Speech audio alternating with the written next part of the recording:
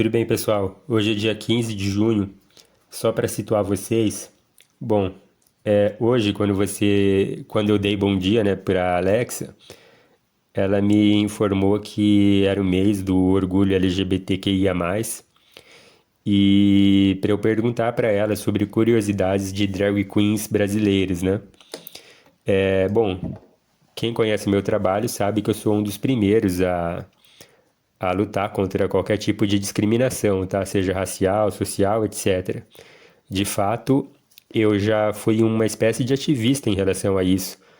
Já ministrei palestras, até mesmo gratuitamente. Elaborei cartilhas, é, apresentações diversas sobre isso, tá? Então eu posso falar com conhecimento de causa. E bom, como eu costumo ser um pouco do contra, eu segui a sugestão ao contrário. Eu perguntei para ela sobre curiosidades de heterossexuais brasileiros. A resposta foi alguma coisa em relação a que havia dois tipos de doenças que eram transmitidas aos heterossexuais, né, geneticamente. Bom, o que que você pode depreender daí? Né, que é normal e é ok você ser uma drag queen e que ser heterossexual de certa forma é errado. É bom, vocês podem achar que isso é um exagero, mas quem estuda esse tipo de movimento social sabe que é exatamente isso que eles acabam fazendo, né? E eu já falei diversas vezes aqui sobre movimentos sociais em diversos vídeos.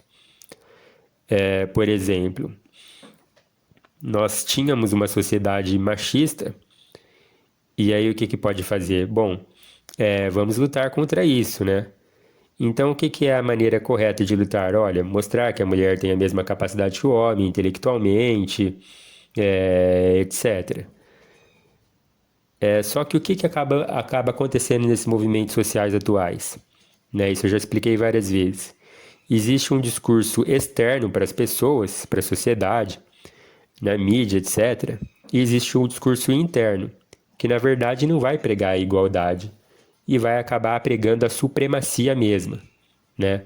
Ou seja, aí dentro do movimento não é falado coisas do tipo, olha, temos que ganhar os mesmos salários que os homens, nós temos as mesmas capacidades que os homens. Isso é falado lá fora. Lá dentro do clubinho é falado, olha, nós somos melhores que os homens, nós temos maior capacidade do que os homens, etc, etc. E é por isso que muitas pessoas acordaram para esse tipo de realidade e não chamam o movimento feminista de movimento feminista, mas chamam de movimento feminazi, né? Aí tem alguns tontinhos que, em vez de procurar saber do porquê que é chamado dessa maneira, porquê que estão dando essa nomenclatura, acabam dizendo, olha, mas ali não tem nenhuma Ariana de cabelo loiro e olho azul, né? Não estamos falando sobre isso. Não estamos falando que elas são nazistas propriamente ditas, mas que há uma similitude de pensamentos, porque o nazismo pregava que uma raça é superior à outra. E nessa questão estão pregando que um gênero é superior ao outro, né?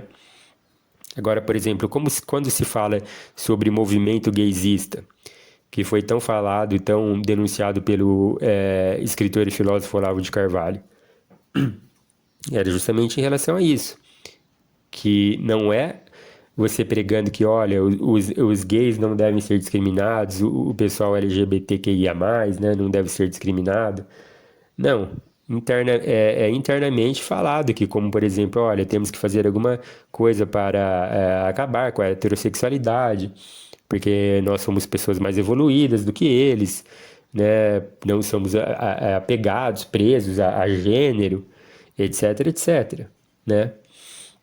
Então, o que eu quero dizer com isso aqui? Eu não sei se a Amazon, se a Alexa, etc., eles fazem parte disso, se isso é proposital ou não, mas é a impressão que dá, né? É a impressão que dá quando você parece que privilegia um lado e o outro você... Não é que você ainda permanece neutro em relação ao outro lado, mas que você o deprecia de certa forma, não é? De novo, a gente tem que sempre explicar e desenhar a explicação, né? no nosso país. Eu não estou falando que sou contra, que olha, eu quero que acabe o movimento feminista, eu quero que acabe o movimento LGBTQIA+. Não. Façam o que vocês têm que fazer. Sigam o que vocês querem seguir, tá? Mas eu só faço esse alerta para quem pretende entrar dentro desse tipo de coisa, desse tipo de movimento, militância. Eu já fui militante de diversas causas, tá? E depois eu tive discernimento para saber o que é certo e o que é errado em relação ao que é falado lá dentro, tá? Então que vocês não vão às cegas, tá? Que vocês saibam que esse tipo de coisa existe, tá? Então existem diversas pessoas dentro do movimento feminista, né? Algumas com sinceridade de causa. Existem diversas pessoas dentro do movimento LGBTQIA+, né? E tem os radicais, sempre tem os radicais, né? E às vezes eles são maiorias dentro de um movimento, né? Então o que torna aquele movimento ali radical, né? Aquele grupo ali em específico, tá certo? Então é isso que eu estou falando. Eu não estou falando para discriminar ninguém, não estou generalizando contra tudo e contra todos, tá? De novo, e sempre tem aquela turma de deixa disso, você está exagerando. Bom, assistam os vídeos que eu recomendei da professora e escritora Ana Caroline Campagnolo, tá? Tem palestras gratuitas dela falando sobre isso, com exemplos didáticos ali, tá? Com vídeos ali de flagras, de doutrinação dentro das escolas, etc. Assim como eu estou falando, e eles acabam forçando a barra também em relação a essa questão do movimento LGBTQIA+, tá? Respeite quem tem uma orientação ou opção, etc., como você queira chamar, contrária à sua, tá? Se o homem quer gostar de homem, deixa lá. Pelo menos essa é a meu posicionamento. A mulher quer gostar de mulher, tudo bem, deixa lá. Agora, não fique forçando, por exemplo, a mulher hétero a gostar de mulher, ao homem hétero gostar de homem. Porque isso daí é o que vocês estão fazendo, o que vocês dizem que não gostam que os outros façam com vocês, tá? Será que vocês não estão percebendo que acontece isso, né, no mundo? Acontece. E essa questão de empresas também. Logo o pessoal também já fala, não, mas uma empresa vai estar envolvida com isso, por exemplo, como a Amazon, que é dona da Alexa, etc. Pô, vocês não viram o que aconteceu no episódio do Twitter? Em que praticamente está comprovado que um lado do espectro político era silenciado, era calado, né? Tinha censura lá dentro. Ou também toda a polêmica do Netflix, em que os funcionários ali de determinada ala ideológica não admitiam que documentários, artistas e filmes da outro lado do espectro político entrassem dentro do catálogo. Isso daí foi falado no mundo todo, tá?